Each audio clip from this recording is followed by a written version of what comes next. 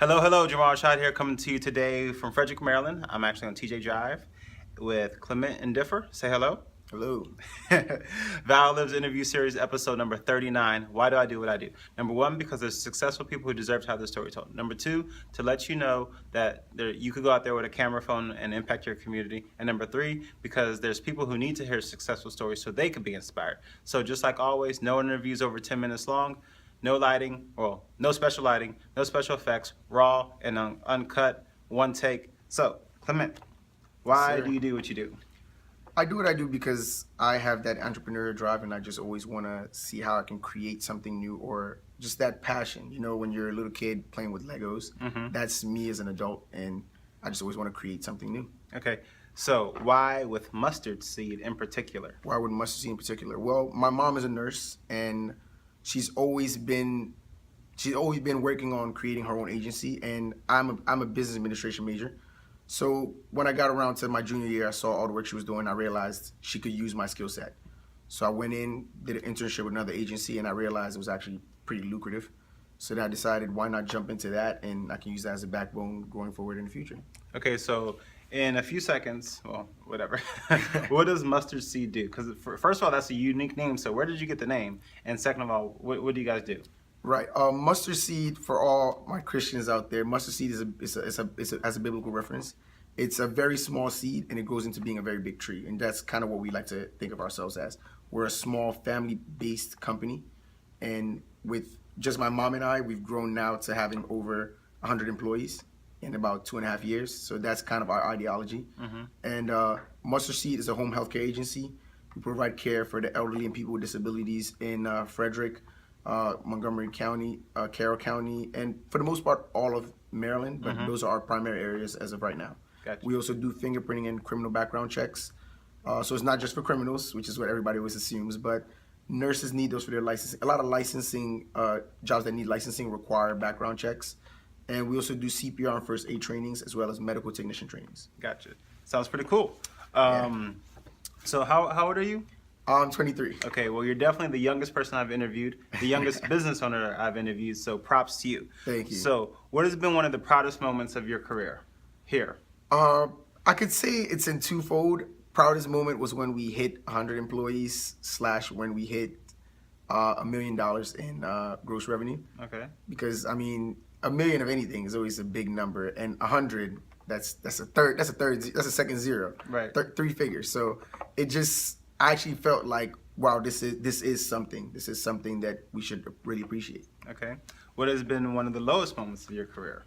Lowest moments, I mean, I guess it's a good thing to think that that's one of my lowest moments was the start, because I had about an 8-month period where I would just be in this office by myself every day, no phone calls, no customers, no paycheck, and just got a college degree and student debt. So that was a pretty low moment. I was like, are you sure you're supposed to be doing this right now? All my friends are getting salaries, and I was the one staying home every day and not going out because I had no money to spend. Okay. So when was the switch when you, because you just said, are you sure you're supposed to be doing this right now? Yeah. When was the switch when you knew that answer was yes? And that's where in every business they would tell you about preparation. That's what your business plan is for, because you account for all of that in your business plan, because you'll know where you create those timelines and projections. So I just stuck to my research and I knew this is just a phase. So I just kept looking at, not necessarily just looking at your numbers, but the work that I was putting in, I knew it was just amount of time. Every day I woke up, I'm like, today's gonna be that day. It wasn't, and it wasn't for about 7 months, but the 8th month was that time. So what happened in that 8th month? Like, did anything particular happen, or like? It's just sort of the nature of our business as well. We just got a phone call, a fax. We just got a fax, and the state sent us an offer for a client if we were interested in using that client for our agency. And I'm like, so all these phone calls I've been doing, it was just for them to decide they wanted to send me someone, and that was it. From there, they liked my mother, our clinical director's quality of service. They liked a lot of our practices as well, and we just kept getting more from there. And then they referred us to other counties, and we just kept growing from there. Perfect. So where do you see yourself in your business in 5 years? Like I mentioned before, I'm a very entrepreneurial guy. In 5 years, that's kind of been a timeline for myself. So I'm actually right now at the 3rd year. well, after 3 more years to go, I would like to have Mustard Seed be at a level to where I could just be a board member, because I want to move on to another creation, because this first baby is already getting grown, and so in 5 years I would like to see that Mustard Seed is off in college and I'm moving on to taking care of the next kid or the next business. Okay. Do you know what your next business is going to be, or I'm sure you have different. Right. So, There's a couple. Okay. Hopefully I'll bring the first successful African restaurant to Frederick, Maryland. I'm Cameroonian, and I enjoy a lot of other cuisines as well, but it's always makes me a little sad when I have to think that I have to drive all the way to Washington, D.C. or Silver Spring to eat an African meal if I don't want to prepare it. And the African population in Frederick is really growing, and that's something that I know there's a demand for, and you just need somebody to spark it. Okay. And then more long term, I have goals to work in Cameroon, or primarily in Cameroon, and span out to Africa with solar energy. Okay. So what is your favorite African meal?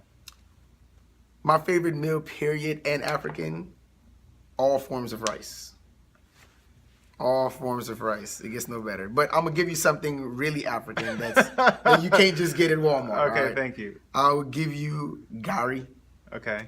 Gari it's for my people who go to Sardis, it's yuca, ground up yuca, or cassava, ground up, and then they fry it. Okay. And it gets like a yellowish color. Okay. So pretty much similar to what you see at yuca and Sardis. Think of that, but ground up. And we eat that with vegetables. So it's kind of like mashed potatoes feel. Okay. Yeah. Good stuff. All right. Gonna have to try some of those. Dig so, in there. do you have a morning routine? My morning routine, really just wake up for the first alarm. If it's a good day, we wait for the second alarm. Then do a little bit of an ab workout and just get on the road. All right. All right. Do you have something that you do, a daily habit that if you don't do it, your day doesn't feel complete? Like for some people, it's praying or meditating or smoothie or yoga or whatever, journaling. For me, besides actually going to work, I have to do something else that's creative. I have to do something that makes me think. You kind of know what I mean? Like even on a really simple day, I'll just go on Quora and read a couple posts that might be related to what I'm interested in, or open up.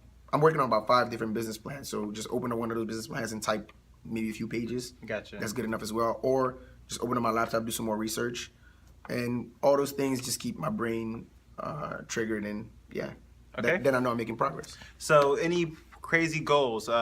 Scuba diving, skydiving, jump off an Empire State Building with a pair, something crazy. I don't know who would do that, but anyway.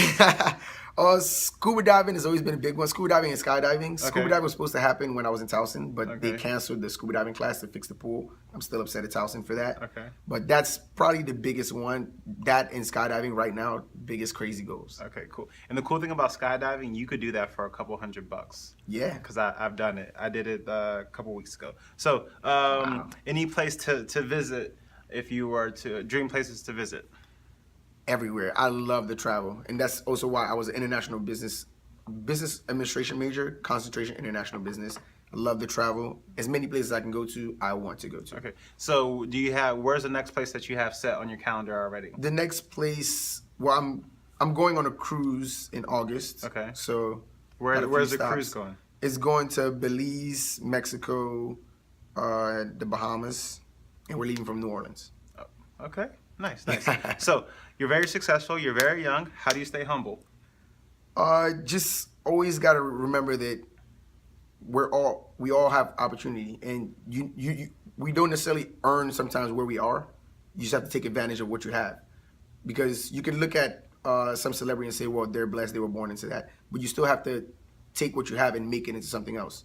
So even the poorest person can still do better with themselves. A good example, like Elon Musk. He's probably one of the most successful people in America right now, but he grew up, when he came to the U.S., he was sleeping on a mattress with no bed, with no furniture and all that kind of stuff. So you always have to think, how can I do better? All right. Yeah. So we got about 30 seconds. So how can people get a hold of you? You can go to my website, mshcs.com, or you can email me at cndifor@mshcs.com.